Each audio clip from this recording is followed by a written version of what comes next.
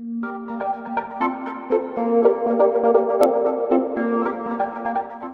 दोस्तों, what's up and welcome back to our channel, जहाँ पर हम लोग साथ में बैठकर डिस्कस करते हैं पूरे हफ्ते की करंट अफेयर्स की न्यूज़ जो हमारे एग्जाम से रिलेवेंट है। इस हफ्ते हम लोग डिस्कस करेंगे 29 सितंबर से लेकर 4 अक्टूबर के बीच में क्या मेजर न्यूज़ हेडलाइंस हुई और हमारे एग्जाम्स के पर्सपेक्टिव से उनका क्या रिलेवेंस है। ऑल्सो इस बार, जैसा कि मैंने लास्ट वीडियो में प्रॉमिस किया था, मैंने इस बार एक माइंड मैप और एवरी डे एंड के मैंने पूरा एक कंसाइज नोट दिए हैं, तो you can go through those notes as well for a quick revision. ठीक है, तो without further wastage of a time, let's get started. सबसे पहला, केरला राजभवन आर्टिकल 200 डिबेट। तो हमें पता ही है कि आर्टिकल 200 ये कहता है कि गवर्नर के पास एक डिस्क्रिशन होता है कि जब भी उसके पास एक स्टेट असेंबली बिल सेंड करती है तो या तो वो उसे असेंट दे सकता है, विदहोल्ड कर सकता है, रिजर्व कर सकता है या फिर रिटर्न कर सकता है फॉर रिकंसिडरेशन टू असेंबली। ठीक है, लेकिन 2024 में in a case of Supreme Court ruled out when a case happened between state of Tamil Nadu versus governance कि governor cannot indefinitely delay the assent. So एक particular time bound time में governor को वापस return करना है bill to the state assembly. So Raj Bhavan का ये जो जर्नल था ये इसी सुप्रीम कोर्ट की रूलिंग को क्रिटिसाइज कर रहा था। सो द क्वेश्चन अराइजेज यहाँ पे कि जो गवर्नर ऑफिस है it should be basically impartial, right? तो why is it questioning Supreme Court ruling which is technically in favour of states? तो this is about this article. हमारा governor and इसका एक माइंड मैप छोटा सा जो मैंने नीचे दिया हुआ है, गवर्नर आर्टिकल 200, उसमें उस गवर्नर की पावर्स भी मेंशन्ड है। डिले इन असेंट स्पेसिफिकली, जिसकी वजह से हम सुप्रीम कोर्ट का इंटरवेंशन हुआ because the state has a power कि वो सुप्रीम कोर्ट को रीच आउट कर सकता है whenever there is like a indefinite delay from the governor to take any action on the bill. And then federal that is about this article. इसमें आप याद रखिएगा आर्टिकल 200 और governor की powers. Moving on to the next, okay, Maharashtra flood climate resilience challenge. इसमें basically हमें क्या याद रखना है, महाराष्ट्र में रिकरिंग फ्लड्स हो रहे हैं। पहले कोल्हापुर 2019 में हुआ, फिर सांगली में 2021 में हुआ और अब इस साल भी मराठावाड़ा और मुंबई एरिया में बहुत ज़्यादा फ्लड, हैवी रेन्स की वजह से जो फ्लड्स आए उससे ऑलमोस्ट 10 लोगों की डेथ हुई and then so many people got displaced, right? तो ये हो क्यों रहा है? It is happening because of the low pressure system over Vidarbha and the climate change induce variability in monsoon pattern. तो मानसून अब धीरे धीरे बहुत ही अनप्रिडिक्टेबल होता जा रहा है और हमारे सिटीज़ करंटली जो इंफ्रास्ट्रक्चर पुअर अर्बन प्लानिंग है उसकी वजह से वो इतने हैवी फ्लड्स नहीं झेल पाते हैं, है ना? और उसकी वजह से फ्लड लाइक सिचुएशन हो जाती है। कोई भी एरिया देख लीजिए इस साल, दिल्ली, अजमेर, जयपुर, राजस्थान जो कि टेक्निकली ड्राई स्टेट है, वहाँ पे भी इतना फ्लड्स आए। तो कहीं ना कहीं इंफ्रास्ट्रक्चर, लैक ऑफ इंफ्रास्ट्रक्चर, और एनडीएमए ने गाइडलाइंस दिए हुए थे 2008 में कि about stress on the urban flood resilience, early warning and embankment management, but उनको हमें it's time we should reconsider, or the government should start considering these guidelines into their action plan and then start planning infrastructure in light of these scenarios, right? Then food loss and climate security, again related to the climate change थोड़ा सा।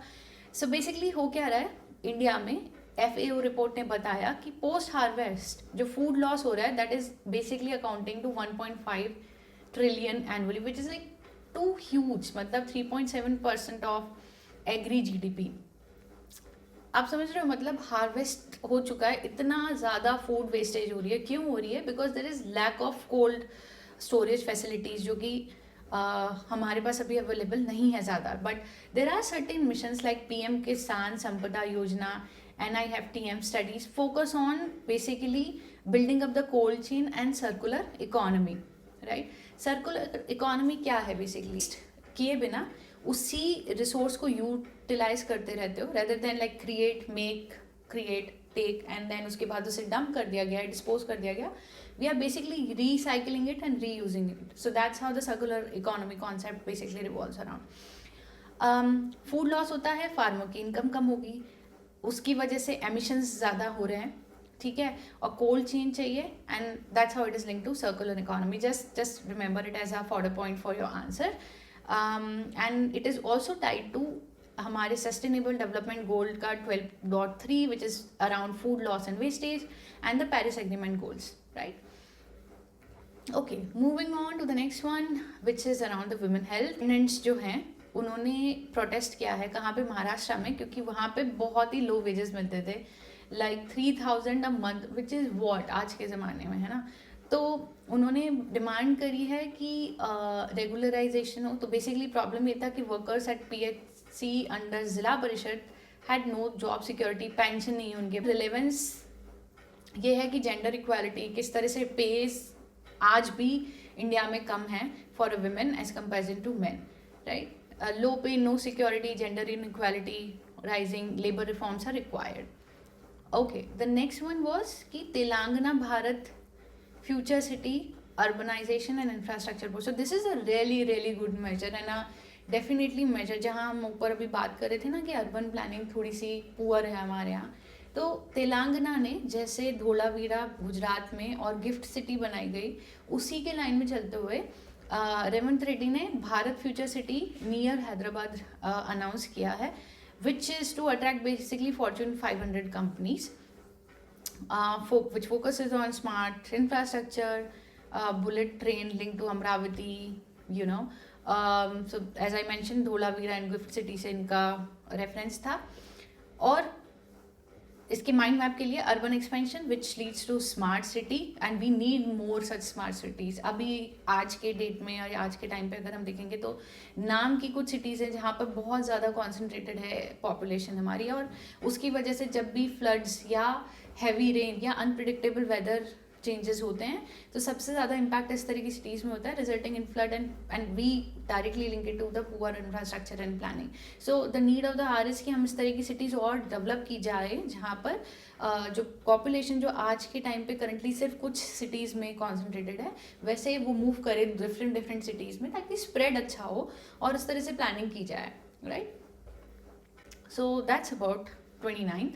तो जैसा कि मैं आप लोगों को बता रही थी, मैंने एक कॉन्सेप्ट कैप्सूल करके बनाया जिसमें आपको मेजर उस दिन के क्या क्या आर्टिकल्स थे और बेसिकली उसका एक्सप्लेनेशन, मतलब एक्सट्रैक्टिंग द की और जूसी इंफॉर्मेशन जो कि एग्जाम रिलेवेंट है इन टू अ टैबुलर फॉर्मेट, वो आपके लिए रेफरेंस के लिए ईजी रहेगा, राइट, रिवाइज करने के लिए. चलो, moving on to the next one. Okay, industrial output growth slows to 4% in August. Again, a very bad indicator for our economy. जुलाई में अराउंड 4.3% था और अब अगस्त में जाके ये 4% ही हो गया है. अभी basically what does that implies? First of all IIP क्या होता है? नेशनल स्टैटिस्टिकल ऑफिसर, जो ऑफिस जो कि ministry of statistics and programme implementation के अंडर है, वो इस इंडेक्स को रिलीज करते हैं. और ये बेसिकली क्या बताता है? Real time pulse activity of industrial activity of mining, manufacturing and electricity. और इसका बेस ईयर हमारा 2011 और 2012. ऐसे बहुत सारे इंडेक्सेस होते हैं जो हमारे overall economic like economic indicators होते हैं. तो one of them is this. अभी इसका ये है कि स्लगिश ग्रोथ होगा तो इसका इम्पैक्ट होगा GST कलेक्शंस में, स्टेट फाइनेंसेस में, और वो ऑलरेडी एनीवे GST रिफॉर्म्स की वजह से एनीवे बहुत कम है. तो उसका इम्पैक्ट डायरेक्टली, मतलब अगर ग्रोथ कम है तो कंपनीज कम प्रोड्यूस करेंगी तो worker may gate their job loss. उसकी वजह से क्या होगा? स्टेट्स के ऊपर या उनके ऊपर डेट होगा और फिर वो सेंटर से कमीशन या फंड्स मांगेंगे, because there is no growth और there is no revenue which is getting generated. तो Reserve Bank of India might revise its growth forecast if the slow down. तो it's kind of an indicator कि हमारी economy थोड़ी सी अभी slow down phase में है. As I mentioned, IIP consumer demand कम, GST revenue कम, फिजिकल डेफिसिट स्टेट्स के लिए और बोरोइंग्स बढ़ेंगे, right. So that is about this. Now Kerala assembly passes resolution against hasty electoral roll revision में अभी इलेक्शन होने वाला है और केरला में 2026 में आई बिलीव। तो वहाँ पर क्या हो रहा है, जो इलेक्टोरल डेटा जो है हमारे पास, ठीक है, वो रिवाइज किया जा रहा है ताकि जो वोटर्स हैं एक्चुअली में, जो प्रेजेंट वोटर्स हैं, और सही नंबर पे काउंटिंग की जाए। जो स्पेशल इंटेंसिव रिविजन है वो बेसिकली क्या करता है, आपके वोटर लिस्ट को अपडेट करता है। इट्स लाइक दे सेड कि ये basically it could be a backdoor NRC. NRC अगर आपको पता हो तो नेशनल रजिस्टर ऑफ सिटीजन्स, ठीक है, it's an official record containing all the legal Indian citizen. तो जो हमें याद रखना है, इस article 324 gives the EC power, यानी election commission power over election, but action must uphold the universal adult franchise. Elements में देखा जाए तो ईसी के कॉन्स्टिट्यूशनल आर्टिकल्स जो हैं उस पे क्वेश्चंस बन सकते हैं, क्योंकि इस साल बहुत बार न्यूज़ आई है। इनफैक्ट अब आप आगे भी देखोगे कि कई बार इसी बारे में ही न्यूज़ आ रही है कि SIR क्यों बार बार रिवाइज हो रहा है। Same in Bihar case as well. Moving on, women in agriculture, half of them is unpaid. इस बार के न्यूज़ आर्टिकल्स एक्चुअली विमेन की हमारे इंडिया में जो दुर्दशा हो रही है वो बेसिकली बयां कर रहे हैं in the form of data points, जैसे कि 135% rise in women's agriculture participation, but 50% of them remain unpaid. I mean like कि क्या ही पैसा ही नहीं मिलता है बेचारी औरतों को। तो again it comes as a four point for जो हमारे टॉपिक्स होते हैं ना, जिसमें हम role of women, gender inequality की बात करते हैं, इंक्लूसिव ग्रोथ पॉलिसीज, तो उससे रिलेटेड है ये सारे। तो लेबर फोर्स पार्टिसिपेशन कैसे हो रहा है, क्योंकि वुमेन इन एग्रीकल्चर बढ़ रहा है पर अनपेड लेबर भी बढ़ रहा है क्योंकि उनको पैसा नहीं दिया जा रहा है, लो ओनरशिप है। Okay, industrial bonds and fiscal federalism, that is GST compensation ends. State raised concerns that after GST compensation ended in June 2022, revenue dependent on the center increased. तो GST assured 14% annual growth for 5 years, right, 2017 से 2022। उसके बाद वो compensation देना उन्होंने बंद कर दिया। पर हो क्या रहा है, उतनी ग्रोथ प्रोजेक्टेड जितनी दी गई थी वो ऐसा नहीं हुआ, उससे कमी हुई है, ऐसा स्टेट्स ने कहा है।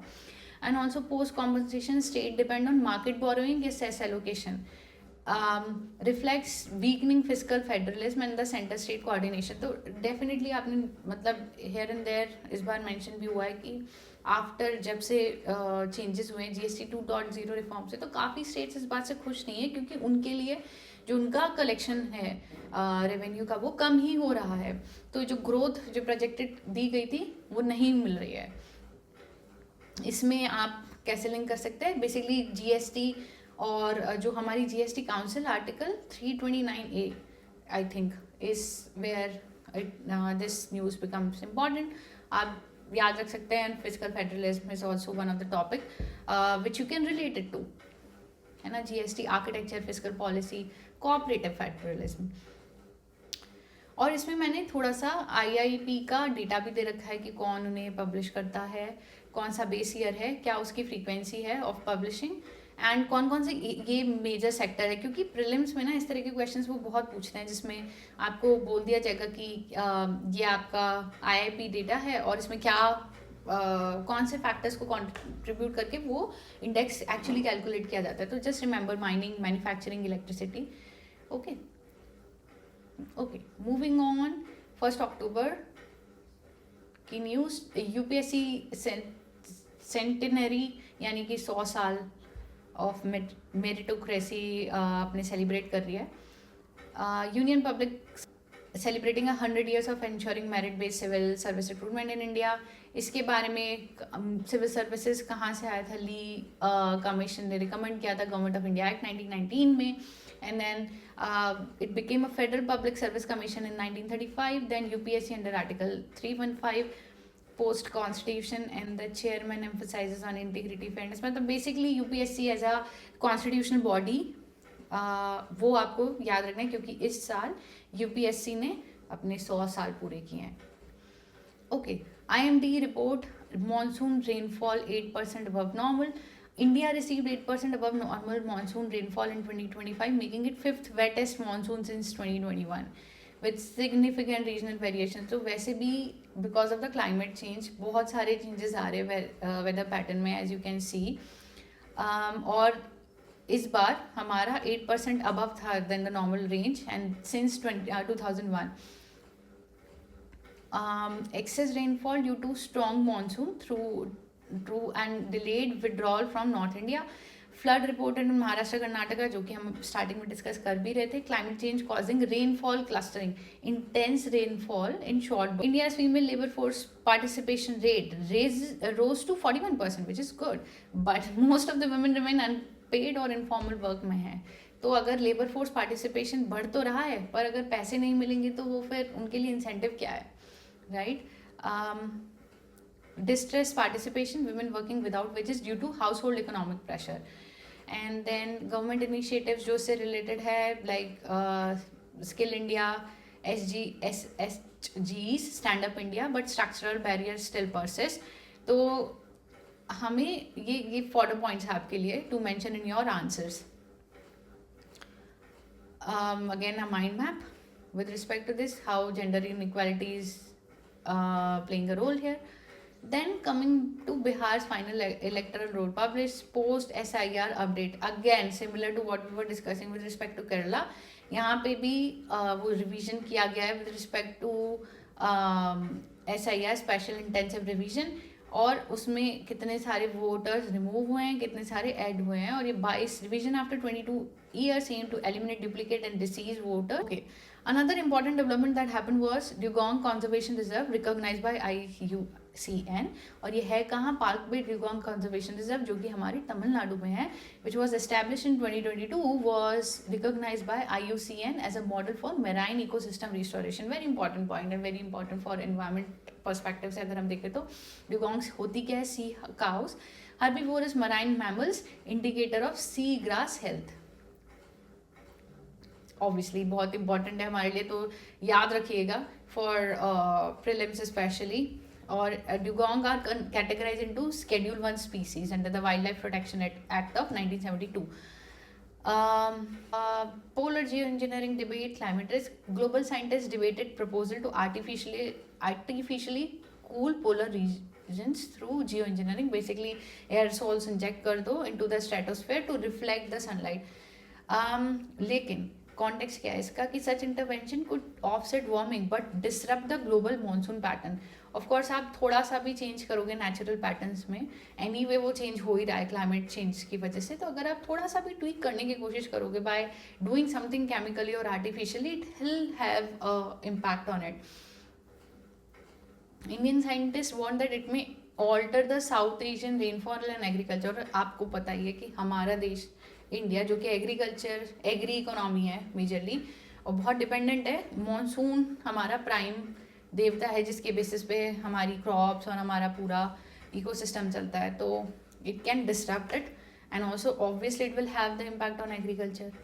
ठीक है, तो या that's just about a debate about the climate risk. NASA ने अपना interstellar mapping and acceleration probe to study the solar wind and cosmic particle at the boundary of solar system launch कर दिया है. ये IMPS station at Lagrange point L1 between the earth and sun. तो again important points जो है वो highlighted है इसमें. Again मैंने इसमें नीचे concept capsules दे दिए हैं for that particular day, ताकि आप लोगों के लिए easy हो revise करने के लिए. फिर क्योंकि 2 अक्टूबर इस बार हॉलीडे था, तो कोई खास न्यूज़ नहीं आई थी. इनफैक्ट द हिंदू का तो पब्लिकेशन ही नहीं आया. तो moving on to the 3 October, India Pakistan tension over Sir Creek. Now हमेशा कुछ ना कुछ वाटर लेकर डिस्प्यूट चलता ही रहता है, बट अभी क्या है कि राजनाथ सिंह ने वार्न किया है पाकिस्तान को that any aggression in the Sir Creek area would be met with a strong response. Remark came during operation Sindoor victory celebration and everything. But आपको क्या याद रखना है कि सर क्रीक कहाँ है? गुजरात के पास है ना, रन ऑफ कच्छ के पास. Basically Sir Creek is a 96 kilometre tidal estuary in the run of Kutch, marking the India Pakistan boundary. तो वो आपको याद. Okay, RTE fund release after Supreme Court notice. तो सुप्रीम कोर्ट के इंटरवेंशन के बाद जो राइट टू एजुकेशन एक्ट के जो फंड है वो फाइनली सेंट्रल गवर्नमेंट ने रिलीज किए हैं वाया समग्र शिक्षा अभियान.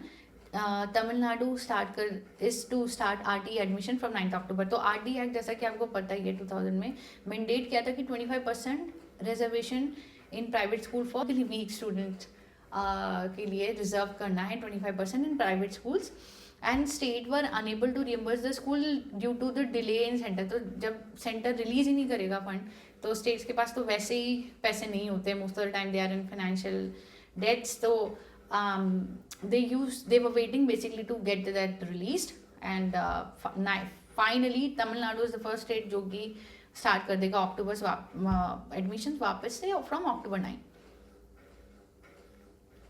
Then waste picker demand inclusion in the formal recycling and क्या याद रखनी है इसमें कि ये नमस्ते स्कीम क्या है।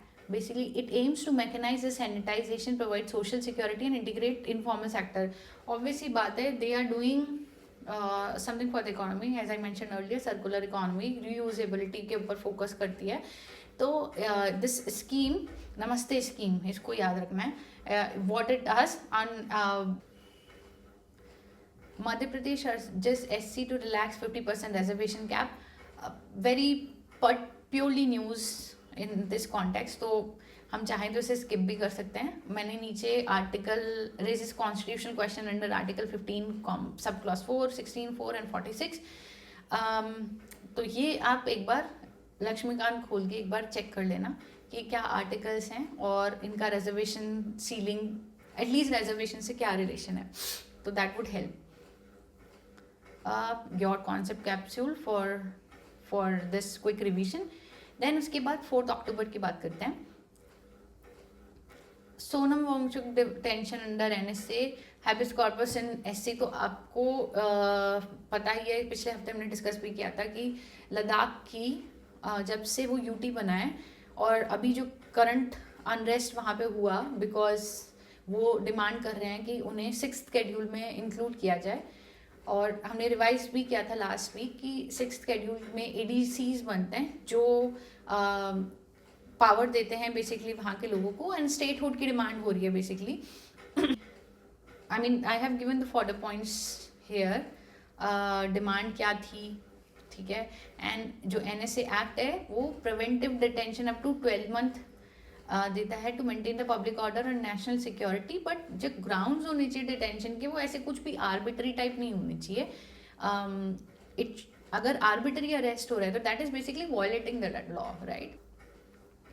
Stable coin debate, finance ministers remarks at Kautilya economic conclave. तो बेसिकली इसमें याद रखने के लिए क्या है कि स्टेबल कॉइन होता क्या है, crypto asset that is pegged to flag currencies जैसे कि USD या कमोडिटीज में जो कन्वर्ट हो जाते हैं, basically that's basically stable coin. तो taxes virtual digital assets but has not legalise them, तो वो टैक्स जरूर करता है बट उसको लीगल एंटिटी अभी भी नहीं माना गया है। RBI supports the CBDC digital rupee as a sovereign backed alternative. तो हमारा इंडिया में क्या क्या स्टैंड है उसको लेकर उसके बारे में थोड़ा सा मेंशन किया है, और स्टेबल कॉइन्स क्या होते हैं बेसिकली उसके बारे में मेंशन किया है, एंड इसका रिलेवेंस क्या है, और इसकी माइंड मैप मैंने छोटा सा एक दे दिया था। नेक्स्ट है commission for air quality management empowered district collectors and the magistrate to file a case against negligent official failing to prevent stubble burning in Punjab, Haryana, UP and Delhi. तो आपको पता ही है कि जैसे ये अक्टूबर नवंबर का टाइम आता है दिल्ली में स्पेशली बहुत हाई पोल्यूशन हो जाता है, एंड इनफैक्ट आँखों में जलन होना बहुत ही कॉमन सा सिचुएशन होती है दिल्ली में, right.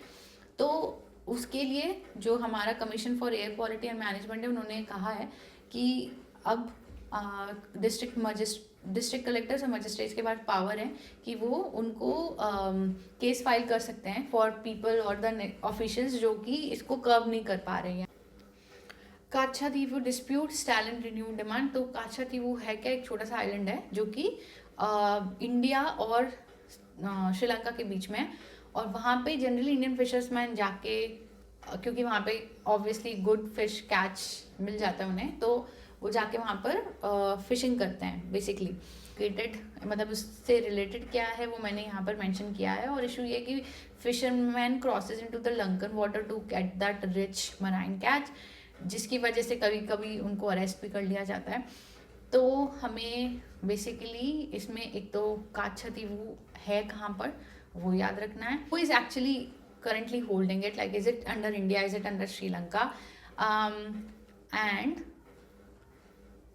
what was the convention through which it actually was passed on to Sri Lanka? Indo-Lanka Maritime Boundary Agreement, right?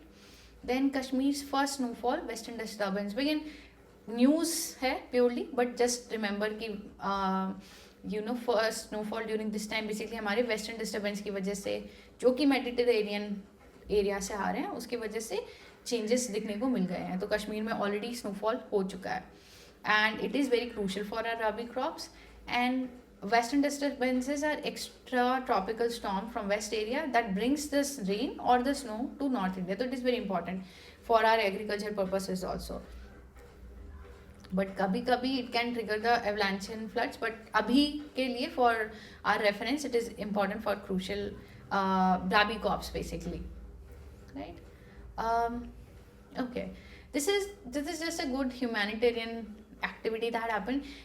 Kerala की एक lady श्री रेशमी Uday Kumar, who is the founder of Code 2 Collective, उन्होंने 3000 litre drinking water arrange किया for 250 displaced Palestinian communities and families, which is like a really a huge milestone for people who are in distress. This basically symbolizes the soft power through which citizen-led initiatives strengthen India's image at abroad, right? कई बार हम लोग defame भी होते हैं for our activities, but activities like this, right, it basically empowers and strengthens our image outside India. And last but not least, Assam Nagaland border violence, ethnic tension resurfaces.